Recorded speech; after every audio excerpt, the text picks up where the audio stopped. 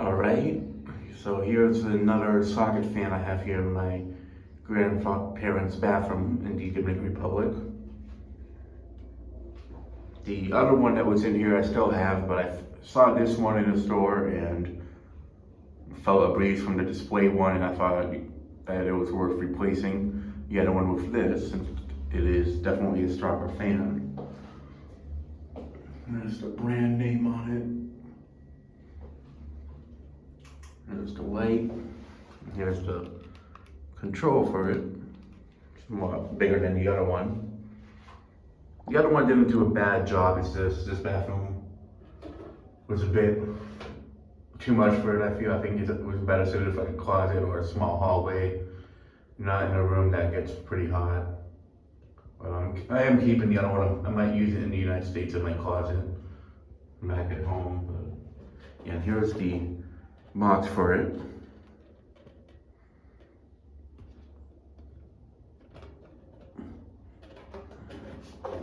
Got it at the that store that has that can arm CP56 on display. And this fan is very powerful. I'd say it's about the same as the Baihuo fans and such.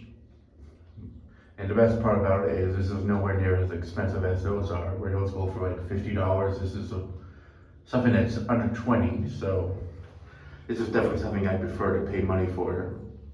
Only because it's not that I don't think the Baihuo fans are a bad product. It's just I'd rather not pay that much money for something that may not last that too long and such. But this one has the same light features that you can change it, like the other one. You can dim it, change the light coloration to daylight, bright white or soft white.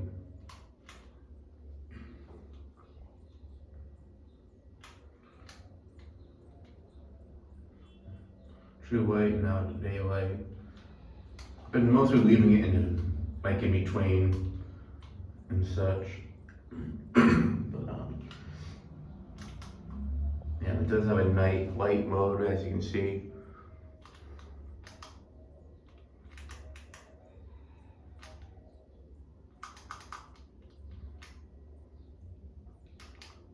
Put the light back to normal.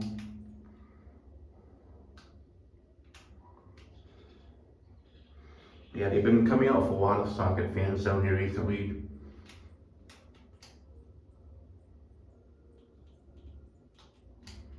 So it's been nice to see the different options that they have down here. All right, here it is on low.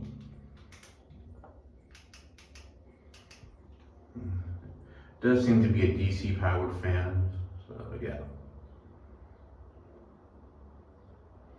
I'm actually considering maybe grabbing another one of these to bring back to the States, and maybe use it in my aunt's basement if I want to do the test videos.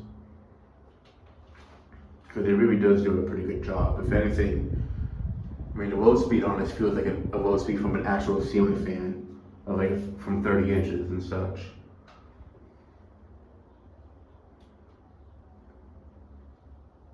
I just can't for me, I just can't see myself spending $50 for basically a light bulb that has blades on it. That has a tiny motor inside. I'd rather pay something that's like a little bit more than a normal light bulb, but not $50. It's just, that's the price you can get a ceiling fan for, basically. New or used.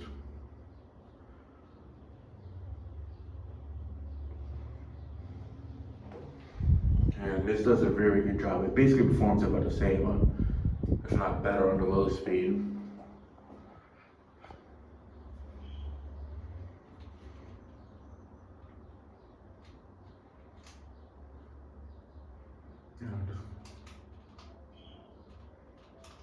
Just to bounce around with the light settings.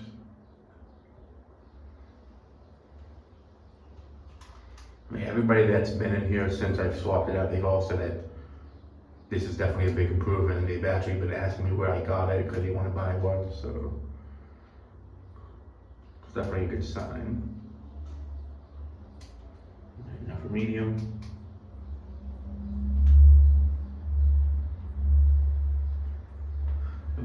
one of the blades is a little bit out of clock because um, the- one of the workers tried to show me how to put the blades in and it got stuck, and we tried to get it out, so it kind of got a little bit bent, but it's not a big deal. But yeah, these blades basically, once you click them in place, they're not really meant to be removed afterwards, which is a good thing. I mean, at least it shows that they're not going to fly off. But yeah, even underneath it, like, or from a distance, you can feel a breeze from it, which is nice.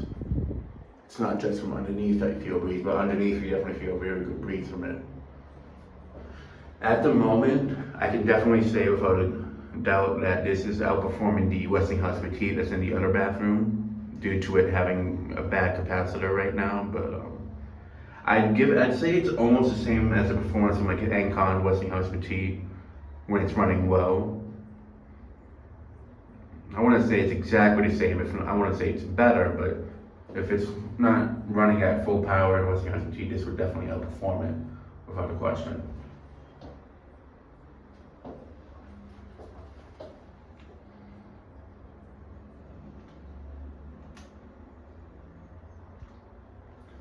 I'm actually debating on putting one of these maybe in like the driveway area in my grandparents' house that they don't use because they don't have a car.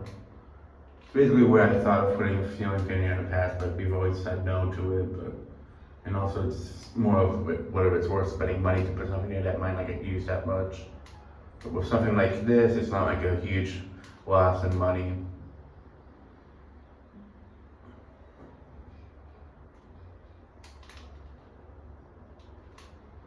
Alright, enough for high.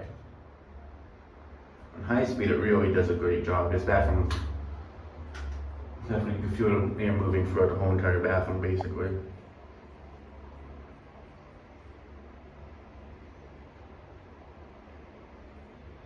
This might be a little bit bigger than the Melon Howell fans, I'm not 100% sure, but this thing definitely cranks up at high speed.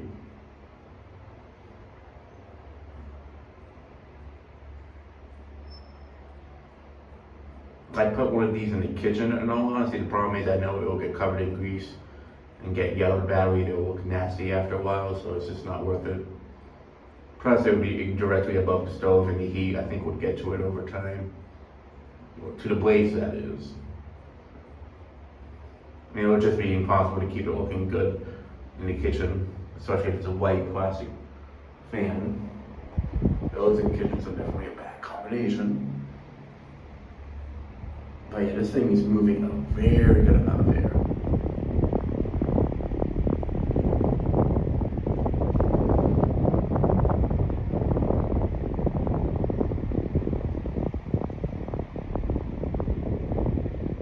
And let's say like a capacitor in it, if it does even have one, goes out after. I mean, yeah, it has to have a capacitor in it, but like let's say the capacitor in this was to go out, I mean, at least it wouldn't be something that you pay too much money for, and that's kind of my concern with the Bell and Howell fans, because they're too new to really see how good of a quality they are and how long they last. So that's why I don't feel comfortable paying $50 for those. Whereas something like this, that's about the same performance and all that, and such, and watch in more than half the price of those, I feel it's a better option.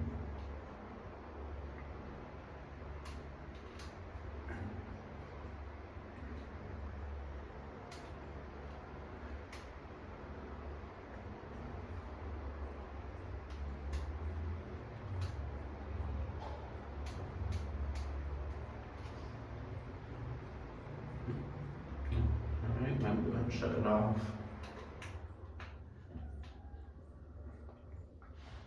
And do spin down. But yeah, this fan, I do have it set to turn on with the light whenever the light switch turns on, so no matter who comes in here, it'll turn on automatically, which was another reason why I figured I'd swap out the other one, because the other one you didn't really have an option to do that, to set it up to turn on the last way you left it on. So this one, the last setting you had it on, it'll be what it turns back on to. So I do like that with this one. But yeah, that'll be it for this video. Thanks for watching. Hope you enjoyed it. Stay tuned for more videos to come.